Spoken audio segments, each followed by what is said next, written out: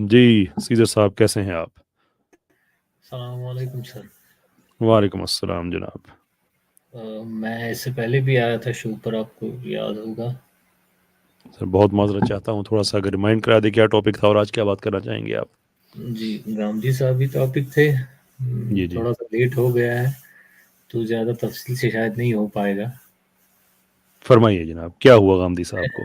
میں نے عرض کیا تھا کہ میں تنقید سننا چاہتا ہوں گاندھی صاحب کے بارے میں، تاکہ ان کے بارے میں اپنی رائے ہاں درست کر سکوں. مجھے یاد آ گیا، وہ تو آپ نے سن لی تھی، اب مزید کیا کر سکتے ہیں ہم؟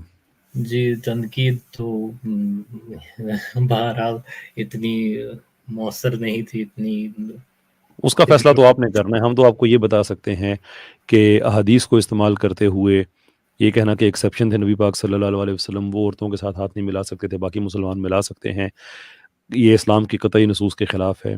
سورہ معاہدہ کی آیات کو استعمال کرتے ہوئے گھر میں کتے رکھنے کی، پالتو کتے یعنی کہ پیٹس یہ رکھنے کی، یہ سیدھا سیدھا ایک فکری جرم ہے جو انہوں نے کیا. ان باتوں کو آپ ہلکا سمجھتے ہیں، شور وہ فیصلہ آپ نے کرنا ہے، وہ ہم تو نہیں کر سکتے. جی ہلکا تو نہیں سمجھتا میں تو. جیسے کہ میں ایک مسافر ہوں علم کے سفر کا. گاندھی صاحب کوئی منزل تو نہیں ہے. میں یہ سمجھتا ہوں کہ ظاہراً بات ہے، بہت ساری چیزوں میں نے غلط سمجھا ہوگا ان کو، اس لیے یہاں آیا ہوں تاکہ اپنی نظریات کو درست کر سکوں. بس سمپل ایک بات ذہن میں رکھیں، اگر آپ یہاں پہ تشریف لے آئے ہیں نا، تو دیکھیے اسلام کی جو روایت پسندی ہے، جو آرتھوڈاکسی ہے، اس کی بہت مضبوط جڑیں ہیں. ان کے مقابلے میں معتزلہ آئے، ان کے مقابلے میں وہ کیا نام ہے ان کا، یہ ریشنلسٹ جو خود کو کہتے تھے، فلاسفہ، یہ آئے. ان کے مقابلے میں یہ کیا نام تھا اس کا، عامر بھائی جس نے خدائی کا دعویٰ کیا ہوا تھا، حسن بن صباح، پوری ایک یعنی کہ ریاست اس نے قائم کی ہوئی تھی اپنی ایک طرح کی لوگوں کی، اسلامک آرتھوڈاکسی کو ختم کرنے کے لیے. اس طرح کے لوگ آتے ہیں چلے جاتے ہیں. اب گاندھی صاحب کا جو سب سے بڑا پرابلم ہے، جو آپ کو اگر یہ پوائنٹ آپ کو سمجھ آ گیا تو آپ کے باقی سارے مسئلے حل ہو جائیں گے، کہ وہ یہ کہہ رہے ہیں کہ میں اسٹیبلشڈ روایت اسلام کی اس سب کو ختم کر کے ایک نئے سرے سے ایک چیز کر رہا ہوں. وہ یہ کہہ رہے ہیں کہ ہمارا سرٹیفیکیشن کا سسٹم، ہماری روایت، ہمارا جتنا کچھ جو جناب رسالت میں آپ صلی اللہ علیہ وآلہ وسلم سے جا کے ملتا ہے، وہ سب کا سب ختم کر کے یہ نئے سرے سے ایک بنیاد کھڑی کر رہے ہیں. That's an intellectual crime.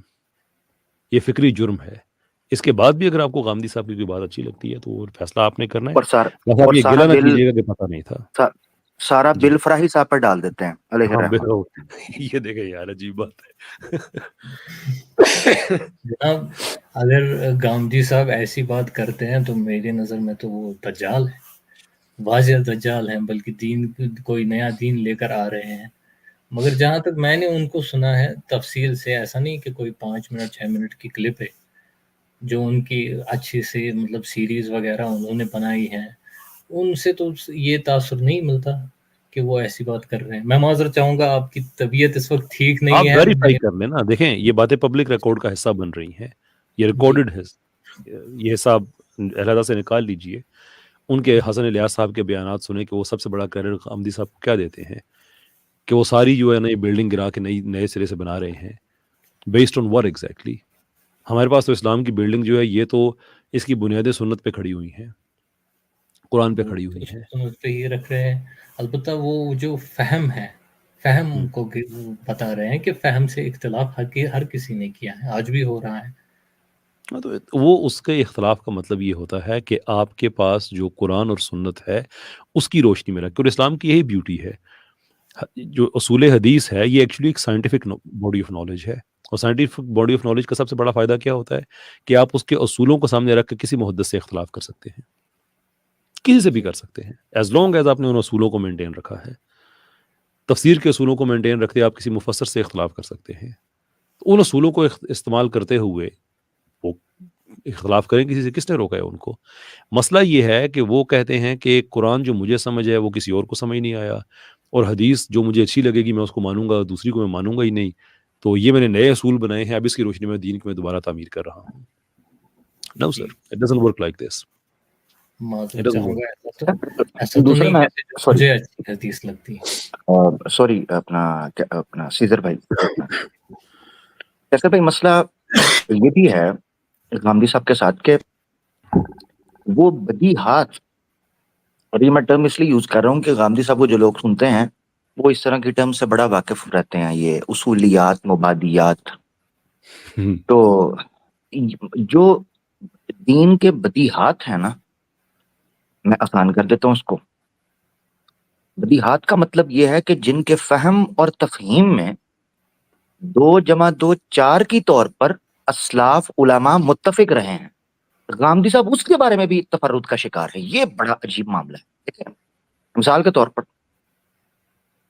जो चीजें नबी पाक सल्लल्लाहु अलैहि वसल्लम के दौर में मौजूद थी, उस जमाना मुकद्दस और मुतहर के अंदर मौजूद थी, उसको जिस तरीके से अल्लाह के रसूल ने समझाया, वो मामलात अगर आज के दौर के अंदर भी इंसान को पेश आ रहे हैं तो यकीनन ये बड़ी बदीही सी बात है कि उसका फहम वही होना चाहिए जो अल्लाह के रसूल ने उस वक्त के इंसान को समझाया था। और हालात वही हैं, जमाना वही है, जरूरत वही है। अजीब बात तो ये है कि गांधी साहब जो हैं, इनका तफर्रुद वहां तो समझ आ सकता है कि जहां कोई मसला इज्तिहादी हो, यानी इज्तिहादी नोयत में या मुख्तलिफी मसले के अंदर, तो हम ये कह सकते हैं यार असल में उलमा का आपस में इतना बड़े लेवल का इख्तलाफ था कि हर एक की अपनी राय थी, तो गांधी साहब ने भी अपनी राय दी। मगर कम से कम वो मसाइल कि जिनमें उलमाए असलाफ जो हैं, आइम्माए उम्मत जो हैं, वो आपको मुत्तफिक बल्कि मुजतमे नजर आते हैं, इजमा उनका नजर आता है। गांधी साहब कहते हैं ना पैरवी एक कैस ना फरहाद करेंगे, हम तर्ज अमरीका और ही ईजाद करेंगे। चलो जी, मलेशिया से हम फ्लाइट करवाते हैं, अमरीका चलते हैं, वो ज्यादा अच्छा है। इसीलिए मैं ये चीज यहाँ कहना चाहता हूँ कि अफसोस इस चीज का है कि गांधी साहब used to be a threat to our youth, to our society, specifically Pakistani society, but not any मोर।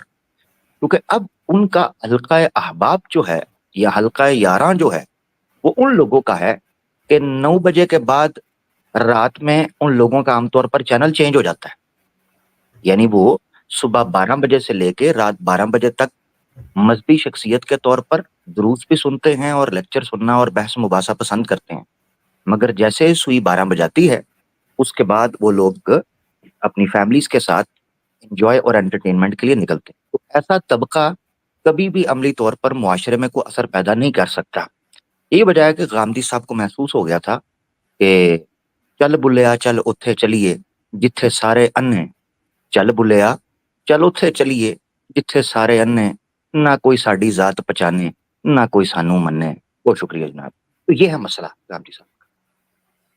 आमिर भाई, इसके लिए थोड़ी सी वजाहत कर दीजिएगा। अर्ज है मेरी कि अगर इजमा नबी सल्लल्लाहु अलैहि वसल्लम से मंसूब हो, उससे तो इख्तिलाफ नहीं किया जा सकता, मगर अगर वो मंसूब ना हो, एक इज्तिहाद हो उलमा का, उससे इख्तिलाफ किया जा सकता है। सॉरी, बिल्कुल बिल्कुल मैंने यही बात की। सीजर भाई, आपने बड़ा अच्छा पॉइंट पकड़ा।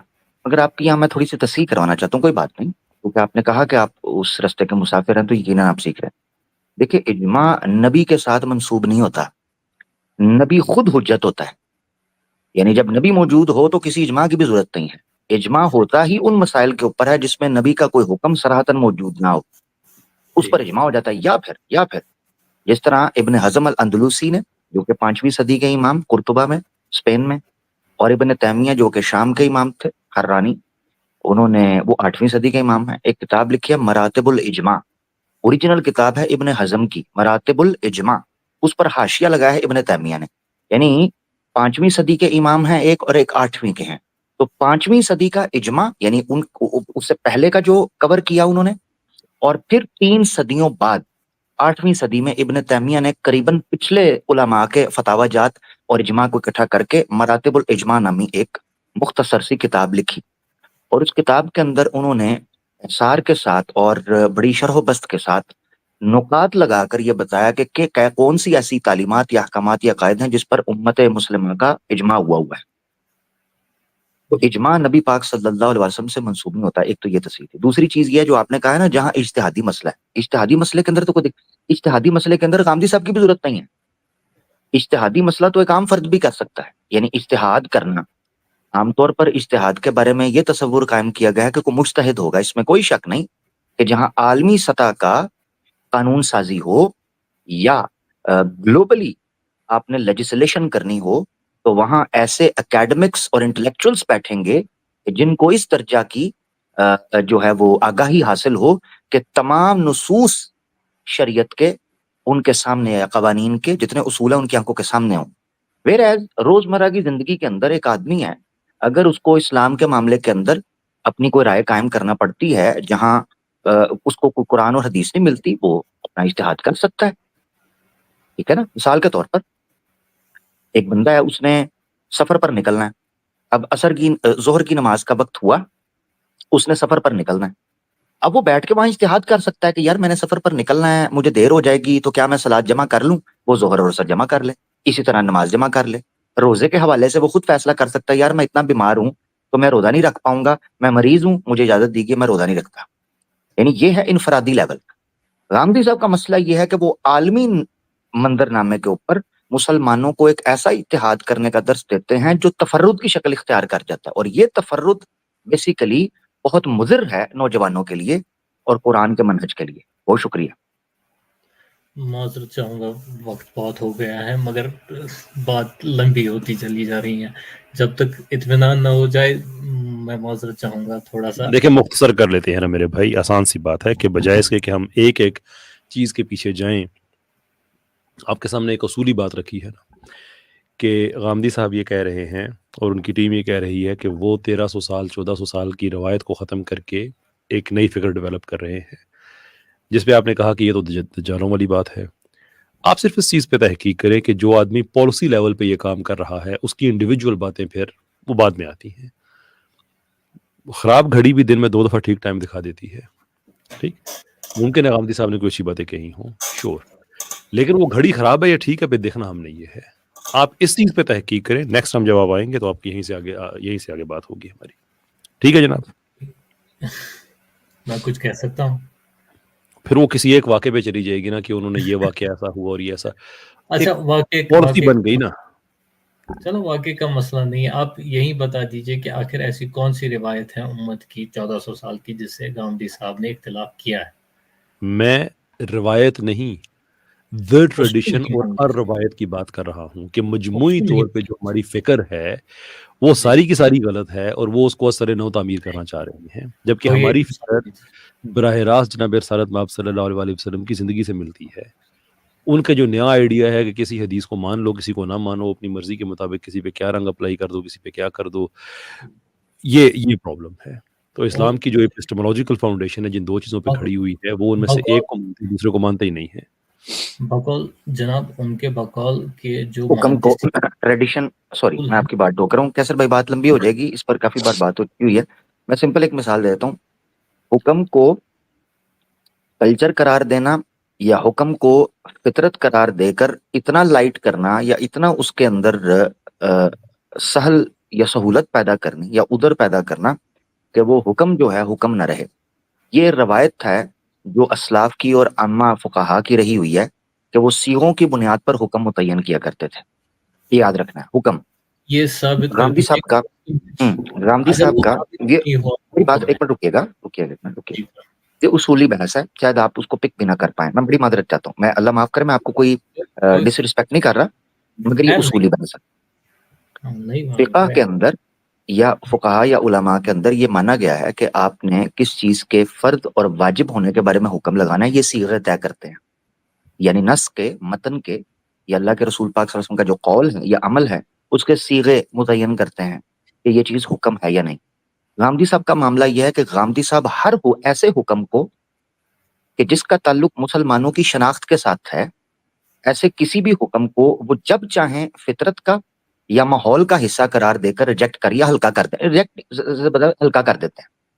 ये चीज बड़ी खतरनाक है। उसकी वजह ये बनती है कि फिर दीन के अंदर जो एक डेडिकेशन है, एक सर्टेनिटी है, एक कंफर्मेशन है और एक क्लैरिटी है, वो मशकूक हो जाती है। यही मैंने कहा, गामदी साहब का मसला ये नहीं है कि वो तफर्रुद का शिकार है, तफर्रुद का शिकार तो कई उलमा हुए हैं या तसाहुल का शिकार तो कई उलमा हो जाते हैं।